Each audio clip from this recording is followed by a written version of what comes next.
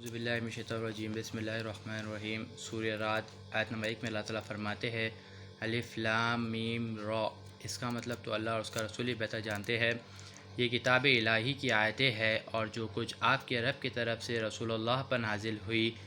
اور وہ حق ہے، لیکن اکثر لوگ ایمان نہیں لاتے۔ آیت نمبر 2 میں اللہ تعالیٰ فرماتے ہیں اور اللہ وہ ہے جس نے آسمان کو بغیر پلر کے بلند فرمایا، جیسا کہ تم دیکھ رہے ہو۔ پوری کائنات میں مضبوطی کے ساتھ گورنمنٹ چلانے کا جو طاقت ہے اسے بیٹھ گیا، اور اللہ پاک نے سورج اور چاند کو نظام یعنی سسٹم بنایا، اور ہر ایک مقرر وقت سورج اور چاند چلتے ہیں اور وہ اپنے ایریا میں برابر کام کرتے ہیں۔ اللہ پاک پورے نظام کی پلاننگ کرتے ہیں۔ سب نشانیاں اور فطرت کے لاز کلیئر کر دیا ہے تاکہ تم اپنے رب کے روبرو حاضر ہونے کا یقین کرو۔ آیت نمبر 3 میں اللہ تعالیٰ فرماتے ہیں اور وہی ہے جس نے گولائی یعنی گول کے باوجود زمین کو پھیلا دیا، یعنی دنیا گول ہے پوری، تو بھی اس کے باوجود بھی اللہ تعالیٰ پوری زمین کو پھیلا دیے، اور اس میں پہاڑ اور دریا بنائے، اور ہر قسم کے پھلوں میں بھی 2 قسم کے پھل بنائے۔ وہی رات سے دن کو ڈھانپ لیتا ہے، بے شک اس میں سوچنے والوں کے لیے نشانیاں ہیں۔ آیت نمبر 4 میں اللہ تعالیٰ فرماتے ہیں اور زمین میں الگ الگ قسم کے پلاٹس ہے جو ایک دوسرے کے قریب ہے، اور انگوروں کے باغات ہے اور کھیتیاں ہے اور کھجوروں کے درخت ہے، جھونڈدار اور بغیر جھونڈ کے بھی سب کو ایک ہی پانی دیا جاتا ہے۔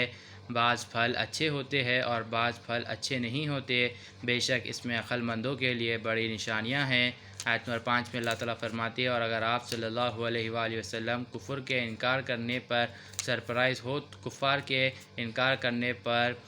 تعجب ہو، تو ان کا یہ کہنا عجیب تر ہے کہ کیا تم مر کر راکھ ہو جاؤ گے، تو کیا تم فرام دا بگننگ پھر بنا دیے جائیں گے۔ یہی وہ لوگ ہیں جنہوں نے اپنے رب کا انکار کیا، اور انہی لوگوں کے گردنوں میں طوق پڑے ہوں گا، اور یہی لوگ اہل جہنم ہیں اور وہ اس میں ہمیشہ رہنے والے ہیں۔ آیت نمبر 6 میں اللہ تعالیٰ فرماتے ہیں اور جو لوگ رحمت سے پہلے عذاب طلب کرنے لگے، حالانکہ ان سے پہلے کئی آ چکے ہیں، اور اے حبیب صلی اللہ علیہ وسلم،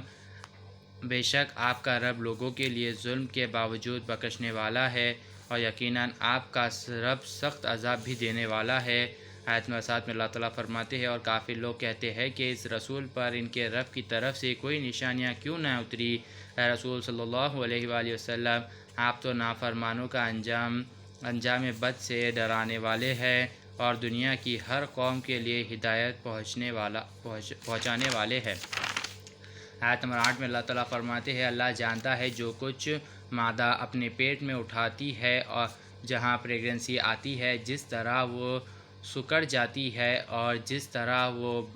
بڑھ جاتی ہے، اور ہر چیز اللہ کے پاس فکس ہے۔ آیت نمبر 9 میں اللہ تعالیٰ فرماتے ہیں ہر دکھنے والی چیز اور نہ دکھنے والی چیز اللہ جانتا ہے اور سب سے اعلیٰ ہے۔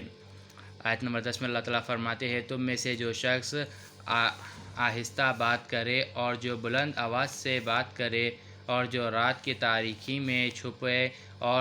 چھپا ہو اور جو دن کی روشنی میں چلتا پھرتا ہو، اللہ کے لیے سب برابر ہے۔ آیت نمبر 11 میں اللہ تعالیٰ فرماتے ہیں ہر انسان کے لیے ایک کے بعد ایک فرشتے آنے والے ہیں جو اس کے آگے اور پیچھے اللہ کے حکم سے اس کی حرکتیں دیکھنے کے لیے آتے ہیں۔ بے شک اللہ کسی قوم کی حالت کو نہیں بدلتا جب تک وہ قوم اپنے حالات خود ہی بدلنے کی کوشش نہ کرے، اور جب اللہ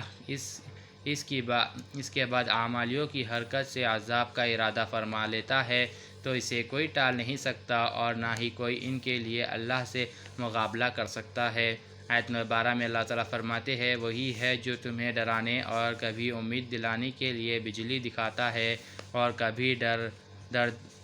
کبھی اندھیرے بادلوں کو اٹھاتا ہے۔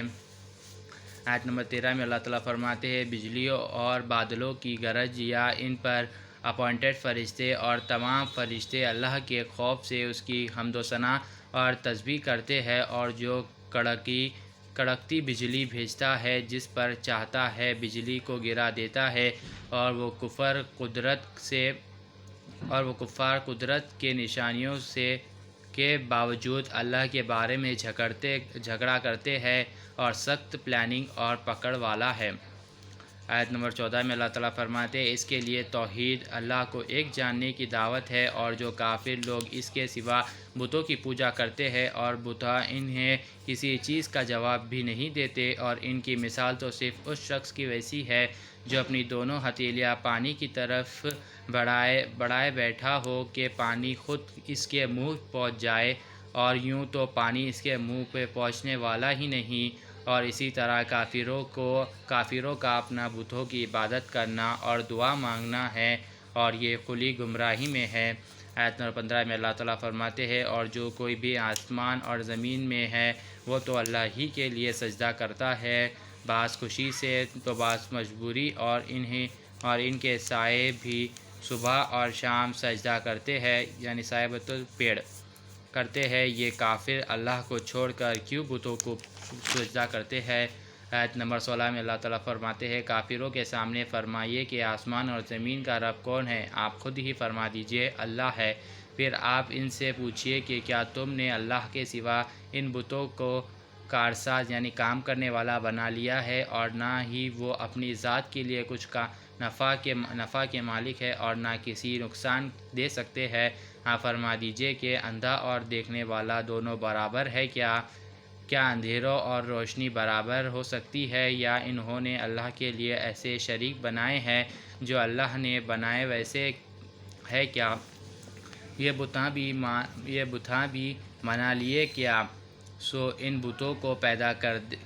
کردہ ان مخلوق نے سو وہ غلطی میں چلے گیا ہے۔ فرما دیجئے اللہ ہی ہر چیز کا مالک ہے، اور وہ ایک ہے، اور وہ سب پر غالب ہے۔ آیت نمبر 17 میں اللہ تعالیٰ فرماتے ہیں، اللہ نے آسمان کے جانب پانی اتارا تو وادیاں پہاڑوں کے بیچ میں اپنے کیپیسٹی کے مطابق پانی بہار دی، سیلابی کے روح نے ابھر ہوا جھاگ آیا، اور جن چیزوں کو آگ میں تپاتے ہیں زیور یا دوسرا سامان بنانے کے لیے، اس پر بھی ویسا ہی جھاگ اٹھا ہے۔ اس طرح اللہ حق و باطل کے مثال بیان فرماتا ہے، جو جھاگ پانی والا ہو یا آگ والا ہو، سب بیکار ہو کر رہ جاتا ہے، جو لوگوں کے لیے بینیفٹ بخشا ہوتا ہے وہ زمین میں رہ جاتا ہے۔ اللہ کی اس طرح مثالیں بیان کرتا ہے۔ آیت نمبر 18 میں اللہ تعالیٰ فرماتے ہیں، جو لوگ اللہ کا حکم قبول کرے ان کے لیے بھلائی ہے، اور جو قبول نہیں کرے، اگر ان کے پاس جو کچھ زمین میں ہے اور اس سے بھی زیادہ ہو، وہ اسے اللہ کے عذاب کے بدلے دے دے، تو بھی ان لوگوں کا حساب برا ہوگا، اور ان کا ٹھکانہ دوزخ ہے، وہ نہایت بہت بری ٹھکانہ ہے۔ آیت نمبر 19 میں اللہ تعالیٰ فرماتے ہیں، اچھا شخص وہ ہے جو یہ جانتا ہے کہ رسول اللہ کی طرف اپنے رب کی جانب سے نازل کیا گیا ہے جو سچا ہے، قرآن، اور اسے نہیں ماننے والا شخص اندھے کے مانند ہے۔ جو بات یہ ہے کہ نصیحت عقل مند ہی قبول کرتے ہیں۔ آیت 20 میں اللہ تعالیٰ فرماتے ہیں، جو لوگ اللہ کے وعدے کو پورا کرتے ہیں اور جو وہ بولتے ہیں اللہ کے وعدے کو پورا کرتے ہیں۔ صدق اللہ العظیم و صدق مولانا رسول اللہ۔